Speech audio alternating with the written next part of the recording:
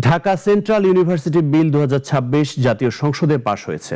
এর মাধ্যমে রাজধানীর বেশ কয়েকটি ঐতিহ্যবাহী কলেজকে একটি সমন্বিত বিশ্ববিদ্যালয় কাঠামোর আওতায় আনার উদ্যোগ আইনি ভিত্তি পেল। বিকেলের অধিবেশনে সংসদে বিলটি উত্থাপন করেন শিক্ষা এবং প্রাথমিক ও গণশিক্ষা মন্ত্রী ডক্টর আ.ন.ম এহসানুল হক মিলন। পরে তা সংসদে সদস্যদের কণ্ঠভোটে পাশ হয়।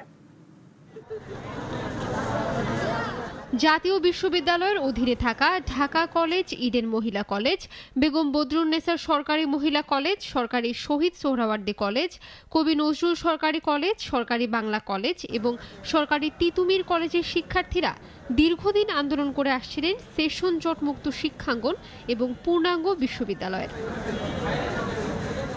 এজন্য অন্তর্বর্তীকালীন সরকারের সময় দফায় দফায় বৈঠক হয় শিক্ষার্থীদের সাথে।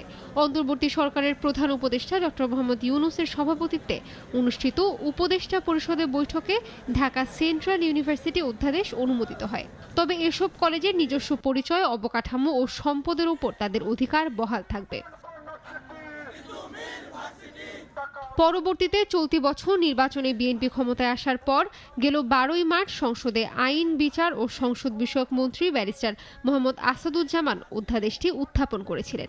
এরই ধারাবাহিকতায় আজ সংসদে এ বিষয়ে ঢাকা সেন্ট্রাল ইউনিভার্সিটি বিল 2026 উত্থাপন করেন শিক্ষামন্ত্রী ডক্টর আ.ন.ম এহসানুল হক মিলন।